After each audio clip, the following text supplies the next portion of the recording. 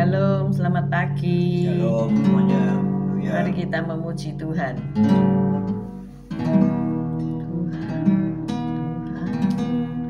Ku berikan semuanya, tubuh, jiwa, rohku, relakan semuanya. Ku ingin menyenangkanmu selalu, dan selalu jawab panggilanmu. Tuhan, ku berikan semuanya, tubuh, jiwa, rohku, relakan semuanya. Ku ingin menyenangkanmu selalu, kan selalu ku jawab panggilanmu. Ajari aku mengerti perasaanmu, mengerti detak jantungmu. Biarkan aku punya keintiman hanya denganmu, sampai kau dapati hatiku seirama dengan hatimu.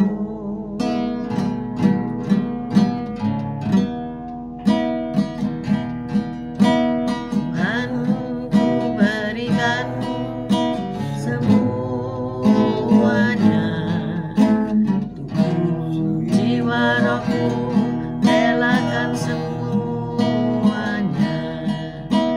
Ku ingin menyenangkanmu selalu, dan selalu ku jawab panggilanmu. Ajari aku mengerti perasaanmu, mengerti detak jantungmu. Biarkan aku punya keintiman hanya denganmu, sampai kau dapati hatiku seirama dengan hatimu. Ajari aku mengerti perasaanmu, mengerti detak jantungmu. Biarkan aku punya keintiman hanya denganmu, sampai kau dapati hatiku seirama dengan hatimu. Ajari aku mengerti perasaanmu,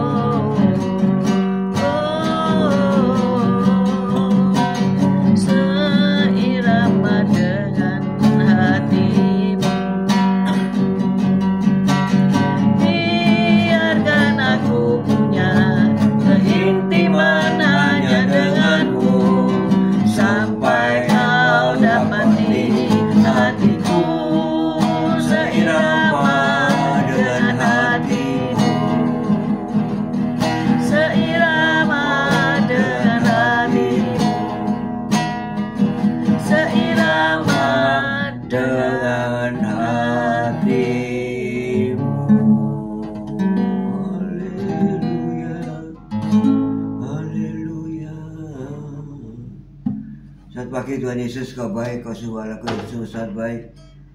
Pagi hari ini Kau tetap menyertai kami dalam jalan gembala secara renungan pagi hari ini ya Tuhan. Sebentar lagi Kau baca firman-Mu, merenungkan firman-Mu, Kau buat hati pikiran kami agar dapat kami menerima firman-Mu.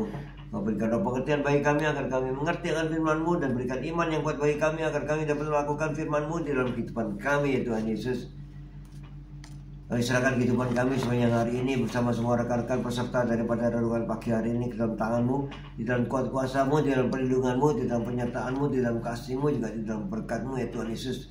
Dan Kau tetap berikan kesehatan, kekuatan bagi tubuh kami agar kami dapat melayani Kau lebih lagi. Dalam nama Yesus kami sudah berdoa dan mengucap syukur. Amin, amin, amin. Haleluya, puji Tuhan. Puji Tuhan. Hari ini hari Sabtu 5 Juli ya.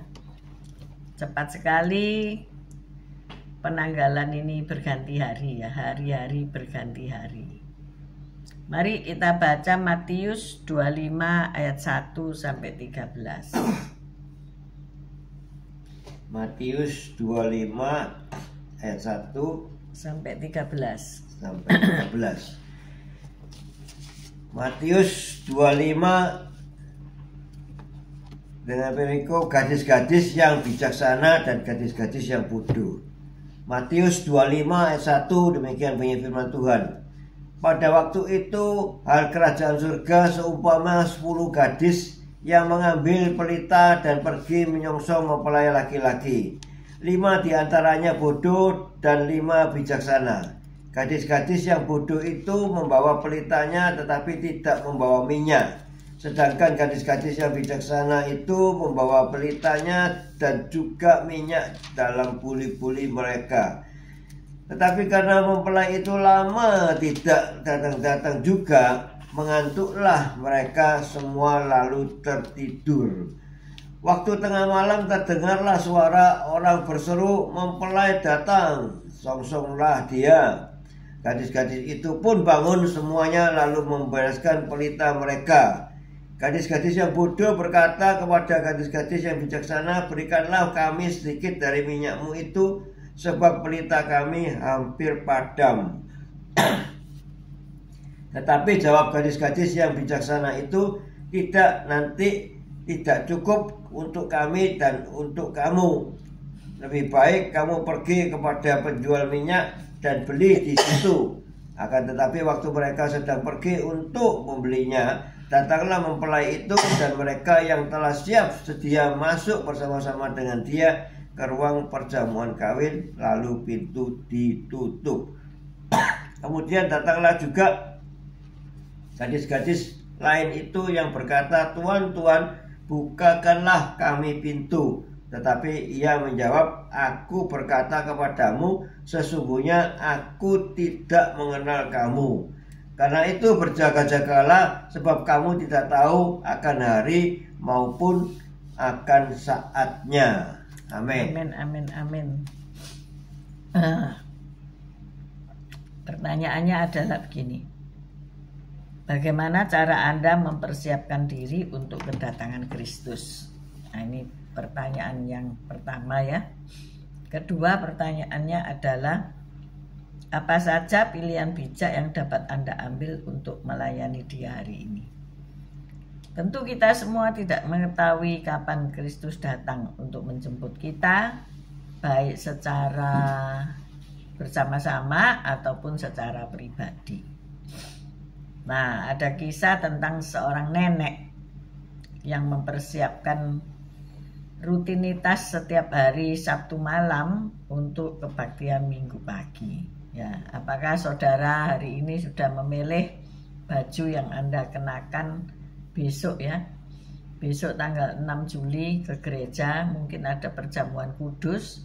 Kalau hamba-hamba Tuhan pakaiannya putih hitam untuk perjamuan kudus, apakah sudah disetrika? Jas-jas apa sudah diangin-anginkan? Hem putih apa sudah dipersiapkan supaya apa? Besok pagi tidak terlambat. Nah, itu satu persiapan yang sederhana ya. Persiapan dalam hidup kita bagaimana? Apakah kita sudah siap ketika Tuhan memanggil kita? Karena kita tidak tahu kapan kita akan dipanggil Tuhan ya. Persiapan itu kata yang sangat penting, persiapan. Hari-hari ini kalau Anda melihat di YouTube marak sekali tentang peristiwa kematian seorang warga Brasil, Juliana Marins, di jurang Gunung Rinjani ya. Ternyata untuk mendaki gunung dibongkarlah persiapan-persiapannya ya. Jadi jangan dipikir kalau kita akan melakukan sesuatu yang belum kita pernah alami, kita belum pernah berpengalaman di situ. Harus melihat dan mempelajari apa yang kita harus persiapkan ya. Baju, sepatu, itu hal-hal utama yang penting untuk perlindungan tubuh kita ya. Jaket, topi, tongkat, alat pengaman yang lain ya. Makanan ya, yang ringan-ringan ya, jangan seperti itu restoran ya. Memasak seperti di resto ya. Mungkin zaman dulu itu roti kompiang ya. Itu roti yang bisa Anda gampang berjamur. Kalau Anda tersesat bisa dimakan itu seperti makan 1 hari penuh gitu ya. Karena roti padat dalamnya ada isi ikannya, itu namanya kompiang, bertabur wijen pula. Nah, itulah persiapan yang harus diketahui, minimal juga harus dibawa ya. Nah, di Alkitab sudah dijelaskan dalam 5 gadis yang bodoh dan 5 gadis yang bijaksana untuk kita menyambut kedatangan Kristus kedua kali dalam hidup kita. Nah ini kembali ke kisah seorang nenek tadi yang sudah rutin mempersiapkan pakaiannya untuk hari Minggu ya. Nah, tapi ia mendadak harus dirawat di rumah sakit. Jadi suddenly ya, tiba-tiba ia terserang mungkin sakit jantung ya. Karena ya tiba-tiba gitu ya.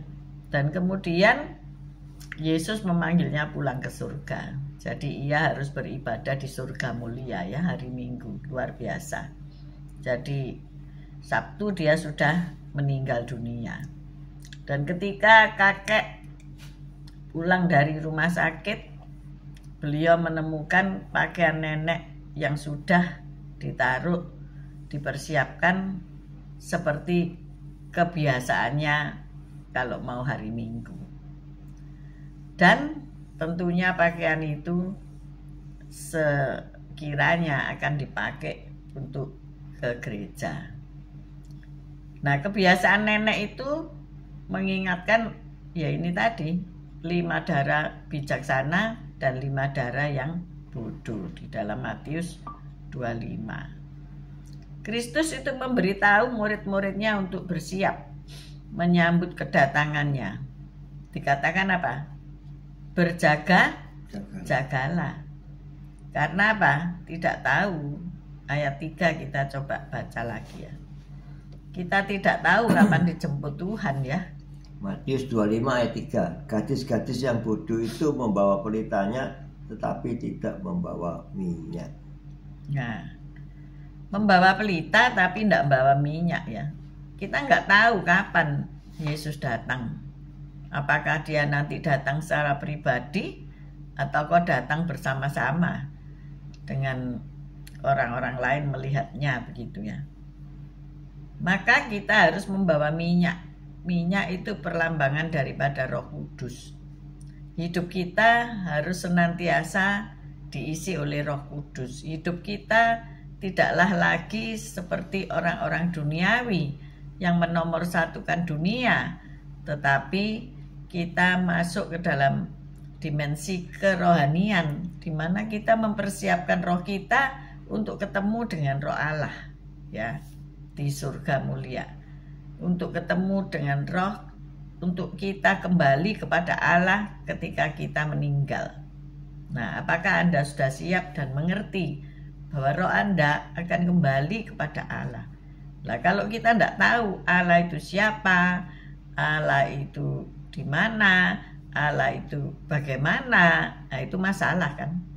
Terus kita kemana, mengembara kemana-mana ya. Seperti kalau kita mau bemo di terminal Wonokromo itu lah, kamu mau ke jurusan mana? Kamu harus pilih bemo yang mana, jurusan Karangmenjangan atau jurusan. Kita sekarang tidak ada bemo rasanya Pak. Iya. Ini zamannya Bapak Gembala masih muda ya, naik bemo yang roda 3 itu yang suaranya luar biasa ya. Gudu gudu gudu gudu gudu, preng preng preng. Ya itulah Kalau kehidupan tahu kita. itu jurusannya kan kita bingung ya. Dulu banyak sekali ya bemo yang berkeliaran dengan jurusan macam-macam ya. Permai atau jurusan Pasar Atom. Ya kita harus tahu tujuan kita mau kemana gitu ya. Jadi kita harus mempunyai jalur yang tepat. Nah hari-hari ini memang hari-hari yang sulit ya. Saya melihat kalau dulu liburan itu ya masih rame ya, toko-toko rame, tempat-tempat hiburan rame.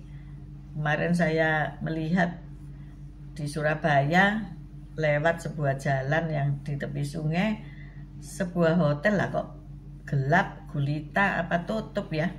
Saya belum mencari tahu. Pada hotel ini dulu dapat award ya, karena arsitekturnya itu bagus. Mungkin karena sepinya pengunjung ya. Jadi turun rate-nya apa itu, okupansi hotelnya jadi turun dan mungkin tidak tercapai uang keluar masuknya, atau mungkin mau dijadikan fungsi lain ya, banyak yang tutup saudara-saudara ya. Dan kalau saya melihat resto ya, resto setelah kontraknya habis mereka nggak memperpanjang lagi, tapi lebih baik tutup gitu ya. Nah ini masalah ya, masalah ekonomi. Jadi untuk bertahan itu tidak mudah ya. Untuk menanti kedatangan Tuhan dengan kita mengisi waktu untuk menghidupi keluarga kita, untuk tetap eksis di dunia pelayanan, ternyata itu tidak mudah. Pelayanan pun bisa bertumbangan ya saudara-saudara ya. Karena setiap pelayanan perlu dana, benar nggak ya? Iya. Perlu dana. Dana dan doa. Dana dan doa. Jangan dibalik, doa dan dana. Karena fokusnya pebisnis daripada dana. Ya. Jadi harus dengan doa, nanti dananya akan dikirim dari surga. Amin. Nah itu kalau pelayanan. Demikian juga dengan pekerjaan ya. Di tengah-tengah sepinya ini perdagangan, kalau tidak banyak doa, ya tidak akan ada dana yang turun dari surga ya. Tetapi ketika kita banyak berdoa, maka dana itu akan dengan gampang tersalur ya dari surga ke kita ya. Dan tentu lewat orang-orang yang mengasihi Tuhan ya. Nah, kita kembali kepada waktu menunggu ya. Janganlah kita tidak siap sehingga ketinggalanlah wadah minyaknya, sehingga lupalah untuk mempersiapkan diri dengan baik. Bahkan tumpah lah minyak. Parah lagi. Ya lebih parah lagi kalau membawa minyak terus bocor tempatnya ya. Jangan sampai kehidupan kita bocor ya. Bocor karena apa? Dunia ya. Bocor karena ketakutan, kekhawatiran yang sehingga minyaknya habis waktu sampai di tujuan ya. Kita mungkin tidak perlu menyiapkan pakaian kita seperti yang dilakukan oleh sang nenek tadi ya. Tetapi kebiasaan nenek ini menunjukkan kerinduan yang kuat untuk bersiap pergi gereja ataupun bertemu dengan Yesus. Itu yang patut kita teladani ya. Kiranya kita dapat mencontoh kebijaksanaan nenek ini untuk dapat selalu siap menghadapi hal-hal yang terpenting dalam hidup ini, yaitu melayani Yesus seturut pimpinannya dan bersiap menyambut kedatangannya kembali. Jadi diperlukan ketaatan kepada Tuhan Yesus ya. dan mendengar suaranya untuk kita senantiasa siap menyambut kedatangannya kedua kali. Amin. Kalau hari ini saudara masih bekerja dengan aktif, usia masih produktif, harus berjuang ya. Kalau saya bilang harus berjuang. Kemarin malam kita sedang menghitung orang-orang yang pensiun ya. Ternyata makin hari makin banyak orang yang berhenti bekerja, saudara. Maksudnya kepala keluarga ya. Para pria yang pensiun ya. Terus pertanyaannya adalah, pensiun ini kan seharusnya ada masa persiapan pensiun ya. Sudah tahu bahwa kalau sudah usianya 50 tahun ke atas, sudah harus bersiap untuk menghadapi masa pensiun. Puji Tuhan kalau saudara masih kuat sampai umur 60, 70 masih kuat bekerja, masih belum keluar masuk rumah sakit ya. Jadi masih bisa melangsungkan pekerjaan. Tetapi jika Anda itu bekerja pada orang lain, bekerja pada perusahaan, apapun itu, maka saudara sudah harus pensiun ya di usia 50 ke 60 itu ya. Nah, apakah sudah siap menghadapi itu? Sudah merencanakan, sudah menabung, sudah merencanakan kegiatannya, sudah belajar mempersiapkan itu tadi, seperti pendaki gunung tadi ya. Apakah sudah mempersiapkan semua yang dibutuhkan ketika Anda pensiun? Nah, ini penting ternyata ya, selama kita hidup di dunia. Sambil mempersiapkan membawa pelita. Pelita itu firman Tuhan. Baca firman tiap hari. Pelita dan mempersiapkan minyak, yaitu Roh Kudus. Minta dipenuhi Roh Kudus tiap hari supaya ngerti akan firman Tuhan dan menjadi kuat ketika ada bumi bergoncang, badai terjadi ya, dan sebagainya. Dalam hidup kita itu kan, kemarin kami ya enggak mengerti ya apa yang terjadi di depan gitu ya. Jadi pagi-pagi Pak Gem ganti ban ya. Ya Pak Gem. Iya. Beli ban. Beli ban di mana? Di Mojokerto. Karena beli aja adoy. Paman saya itu kan buka toko ban di Mojokerto. Oh, jadi ada unsur family ya. Maksudnya itu loh. Ada maksudnya nih. Saya dia beli ke Mojokerto untuk juga sambang family. Menengok ya, silaturahmi. Enggak gitu kita kan enggak menengok dia. Kesempatan ganti ban itu saya menengok family gitu. Terus ya sudah selesai ganti ban, langsung saya pulang. Pagi-pagi saya sudah berangkat, setengah 8 berangkat, sampai sana sudah selesai setengah 10 sudah kembali ke rumah. Jadi ganti ban 2 jam di Mojokerto ya? Iya. Lalu sudah ada apa-apa, banyak selesai, karena nanti sore kan, sorenya kemarin ke dokter mata. Kemarin kan ngantarkan ini Bugem ke dokter cek matanya. Setelah sampai di dokter, saya parkir, katanya juru parkirnya, Pak, ban sampai ini gembos Pak. Hah? Gembos? Baru kok gembos gimana? Akhirnya saya lihat, oh iya bener gembos. Gimana ini, apa ya? Apa salah dia pasang? Itu tukang bannya salah pasang bannya atau gimana? Itu kalau pasang ban baru itu harus peleknya lama itu dibersihkan dulu. Ya, mungkin dia lupa membersihkan sehingga itu masih ada nggak nempel ke peleknya, sehingga ada angin yang celah-celah yang growos itu anginnya ya dalam perjalanan itu, sehingga berapa jam itu dari pagi sampai 9 sampai jam 5, nah itu gembos ya. Terus waduh, untuk ganti ban ini ya saya ya juga bisa, tapi untuk menghemat tenaga saya panggil aja driver saya untuk ke Surabaya, dari Sidoarjo ke Surabaya untuk membenahi ban saya. Akhirnya dipasanglah ban serep. Ya, untungnya ada ban serep itu ya.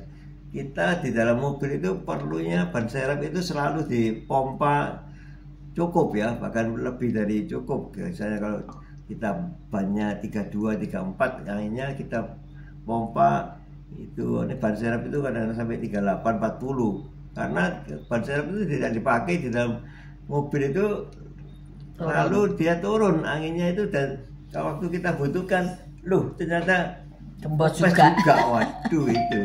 Ya, nah ini persiapan yang perlu kita lakukan ya, setelah diganti ban serepnya dipasang dan bannya itu diganti, yang gembos itu ya sudah bisa jalan kembali. Dan pagi ini saya ada tugas untuk mengenai ban yang gembos itu tadi itu kenapa kok jadi gembos itu. Nah ini pertanyaannya, kenapa kok jadi gembos ya. Saya harus ke toko ban nanti untuk mengeceknya kenapa kok gembos itu ya. Nah, ini kita kan tidak tahu itu ban baru kok bisa gembos itu gimana sih gitu loh. Jadi semuanya itu ya harus kita persiapkan ya diri kita. Kalau kita, kemarin saya mau berangkat ke Mojokerto itu sendirian, tapi bukan itu tidak tega kalau saya sendirian pergi itu. Kalau nanti ada apa-apa di jalan gimana kamu itu. Nah itu ya, itu seperti kita sungguhan toh sorenya dua orang gembos. Kakek nenek ke dokter ya, kakek nenek ke dokter tidak ada driver. Saya itu sudah bilang, kamu bisa tak sendirian, ini sudah meragukan ya. Kemudian sungguhan toh, kita ini tua itu ya harus disertai yang muda. Sebab apa? Kita ya nggak mungkin lah dongkrak sendiri. Ya kan, jongkok-jongkok, satunya matanya bermasalah masih pemulihan, satunya udah tangan kanannya juga udah ada shoulder frozen itu ya, sudah tidak beres kabeh. Terus saya lucu ya, pengen makan di kafe sebelah ya. Jadi ada rumah adik saya yang disewa oleh sebuah kafe, hanya jalan kaki terpaut 3 rumah dari dokter mata. Saya pikir udah nggak makan, aku mau makan di sana nanti habis periksa dokter. Tapi juga ada undangan ulang tahun makan ya, jadi saya juga bingung gitu. Ini kalau makan duluan nanti nggak bisa makan ya. Tapi ya sudahlah. Ternyata saya jalan waktu nunggu driver datang. Lah kok kafenya itu dibuka tapi private ya, untuk acara pembukaan apa gitu. Nggak ngerti saya. Ditolak saya masuk. Ya akhirnya keroncongan sampai jam 6 ya. 6:30 sampai di rumah, mulai dari jam 4:30 kami jam 4 ya, 4:30 sampai dokter. Nah itulah, kita nggak tahu kan apa yang terjadi, bahkan setengah jam lagi di depan kita. Nggak taunya bannya mobil gembos ya. Saya ketawa. Makanya tadi mau diajak pakai driver, nggak mau. Nggak, aku nyopir sendiri aja ya. Nyopirnya bisa, tapi ganti bannya ini wis tuwek. Ya maksud saya kan sore kita berangkat ke dokter, nanti pulangnya langsung ke undangan itu, makan. Drivernya saya kasihan sama drivernya, masuk nunggu dia sampai kita malam baru pulang. Ya wis nyopir DWA gitu. Nanti ya itulah, semuanya kita harus persiapkan dengan. Nah itulah, kita kadang-kadang juga harus mengukur kemampuan kita ya. Kita mau melakukan pekerjaan itu, pertanyaannya mampu enggak gitu ya. Jadi seperti kalau kita mau naik gunung kan, mampu enggak, atau harus berlatih dulu 3 bulan gitu ya. Harus treadmill dulu yang posisinya 60 derajat ya, mampu enggak gitu. Kalau posisi mungkin 30 derajat masih mampu, 45 mampu, 60 tuh mampu enggak gitu ya. Enggak mampu kan? Enggak mampu. Mana mampu kita sampai segitu tingginya. Tapi kenyataannya ya di lapangan segitu ya. Jadi ayo kita persiapkan itu baik-baik ya. Sudah dipersiapkan aja ada masalah ya di tengah perjalanan. Apalagi kalau tanpa persiapan, terus nggak bawa kunci-kunci di mobil. Kalau persiapan bannya harus diganti gitu, alatnya nggak komplit. Nah ayo, kalau kita mempersiapkan hidup kita ya, kita dekat sama Tuhan, kita baca firman tiap hari, kita dipenuhi Roh Kudus tiap hari, selalu dekat dengan Tuhan, itu kalau ada badai kita pasti punya tiang penopang yang kuat di mana kita mendekap erat tangan Tuhan ya. Hari-hari ini banyak kehidupan yang harus berubah. Kita juga harus berubah. Kalau banyak ramalan-ramalan tahun depan lebih parah lagi, ya enggak usah takut. Kalau kita tinggal di hadirat Tuhan, Tuhan pasti menolong, dikasih jalan keluar. Amin. Hari ini diramalkan ada tsunami yang besar di Jepang ya. Ya, Jepang, kita Taiwan, harus berdoa. Thailand, Ya, Filipina. karena ini cuaca memang tidak menentu ya. Panas gitu, tiba-tiba hujan deras ya. Saya juga ini ya concern sama para petani ya, kesian loh. Petani semangka ya bosok kabeh saudara, melon, semangka, labu mati kabeh saudara. Jadi saya juga prihatin dan saya juga tidak nanem karena apa, ini benihnya tiwas rugi ya, tidak nanem hidroponik ya, berhenti dulu pokceknya sebab hujanan, nanti diem-diem hujanan harus dikasih atap, waduh biaya lagi kan ya. Ayo kita harus lebih banyak berdoa hari-hari ini ya. Kita ndak usah ikut ribut dengan urusan dunia, kita tetap bertahan bersama Tuhan Yesus. Mari kita berdoa. Haleluya. Terima kasih Tuhan setelah firman-Mu dalam hal ini Engkau peringatkan tentang kisah 10 gadis ya Tuhan Yesus. Kau telah memperingatkan kami untuk kami selalu bersiap ya Tuhan Yesus. Kami selalu berdoa dan untuk kami selalu siaga dengan apa yang kejadian yang kami nggak tahu ke depannya ini bagaimana. Kami butuh Engkau Yesus yang selalu menyertai kami, melindungi kami, tetap menggandeng erat tangan kanan kami untuk Kau tuntun kami ke jalan-Mu, ke jalur-Mu. Terima kasih Tuhan Yesus atas penyertaan-Mu yang luar biasa kepada kami. Dan sewaktu-waktu kami ada di dalam keadaan bahaya, dalam keadaan yang mencengkamkan, ya Tuhan Yesus, aku bisa teriak minta tolong kepada Engkau Yesus, dan Engkau segera ulurkan tangan-Mu yang berobat paku untuk menolong kami. Thank you Lord. Terima kasih Tuhan. Kau baik, Kau segala susah baik. Engkau selalu bersama kami, dan kami mau lebih erat lagi dengan Engkau, lebih dekat lagi dengan Engkau, dan kami selalu bersekutu dengan Engkau Yesus, sehingga Engkau mengetahui hati kami punya hati yang seirama dengan hati-Mu ya Tuhan Yesus. Terima kasih Tuhan. Haleluya. Amin. Bapak, pagi hari ini kami mau berdoa untuk rekan-rekan kami yang sedang mungkin berubah dalam kehidupannya, mempersiapkan diri untuk hal-hal yang jauh lebih berkenan kepadamu Bapak. Kami juga berdoa untuk fan-fan shop yang sedang pindah rumah, Tuhan agar memberi mereka kekuatan, kemampuan untuk pindah ke rumah yang lebih baik lagi, dan memberkati usaha pekerjaan fan-fan, juga memulihkan keponakannya yang sudah operasi tulang. Terima kasih ya Bapak. Kami juga berdoa untuk sahabat-sahabat kami yang ada di luar negeri, entah apa saja yang Engkau sedang izinkan terjadi dalam kehidupan mereka, Bu Lili, Yohanes, Marta, Martin, Marcel, dan semua mereka yang ada di Australia, New York, di Jerman, di New Zealand yang tidak bisa kami sebutkan satu persatu. Mungkin cuaca sedang berganti dan menyebabkan kesehatan terganggu. Juga ramalan-ramalan cuaca yang mengabarkan tentang adanya gempa bumi, tsunami, dan sebagainya di negara-negara lain. Tuhan lindungilah mereka. Tuhan selamatkanlah mereka. Tuhan biarlah mereka mempersiapkan diri terhadap bencana-bencana yang akan terjadi, yang diramalkan sesuai ramalan-ramalan dari kantor berita cuaca. Terima kasih ya Bapak, karena kami juga memiliki teknologi yang memadai untuk keselamatan tim SAR, Basarnas, dan sebagainya.